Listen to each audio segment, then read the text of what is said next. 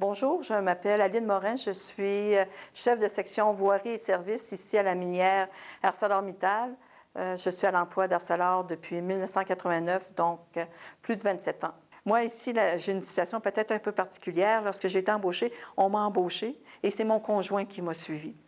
Donc, je suis arrivée ici au mois d'août, seule avec ma fille, parce que mon conjoint travaillait dans une autre compagnie. Il est venu me rejoindre, si je me rappelle bien, comme en septembre. Puis, il a commencé à travailler pour la compagnie au mois de décembre. Lorsque je suis rentrée au travail, moi, je viens de l'exploration minière. J'ai travaillé en exploration minière. J'ai étudié en génie géologique. Donc, j'ai toujours été dans un milieu d'hommes.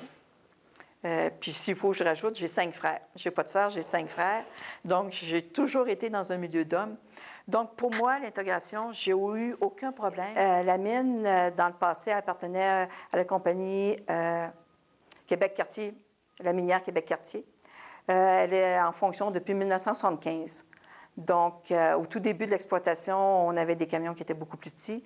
L'envergure de la compagnie était encore plus petite que maintenant.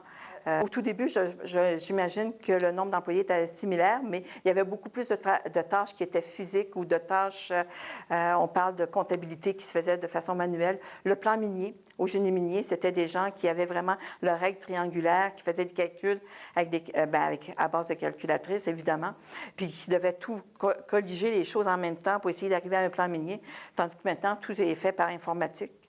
Donc, on a des logiciels qui sont très puissants maintenant, qui ont remplacé beaucoup de techniciens et d'ingénieurs à ce moment-là.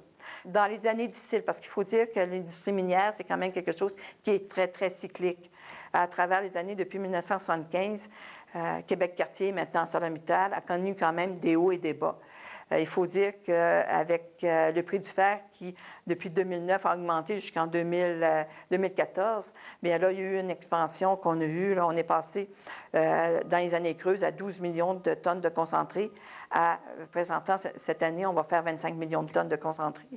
Donc, presque le double ou un peu plus que le double pour la production de fer. Mais l'industrie reste quand même très, très cyclique et on est toujours sujet au marché. Le prix du fer est élevé, donc nos limites de fosse augmentent. Le prix du fer diminue, bien là, on restreint nos limites de fosse, donc ça va vraiment avec l'économie. On peut pas... on a des économistes qui font des prévisions moyen et long terme, mais c'est comme une boule de cristal. Ils peuvent voir bien venir les choses, comme ils peuvent ne pas voir venir les choses. Donc, il ne faut pas oublier que c'est une industrie qui a des périodes difficiles, mais qu'on a toujours réussi jusqu'à maintenant à sortir des périodes difficiles puis essayer toujours de progresser. Cette année, avec 26 millions de tonnes de concentré, c'est sûr qu'on veut baisser nos coûts de production. Si on produit beaucoup plus de tonnes de concentré, bien, ça aide pour les coûts fixes, donc nos coûts de production vont diminuer. On a eu des périodes, comme je vous disais, à 11 ou 12 millions de tonnes. Nos coûts de production étaient très élevés.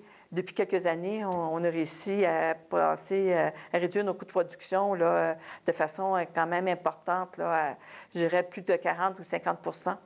Donc, c'est quand même important. On fait quand même une bonne gestion de nos coûts, de nos dépenses.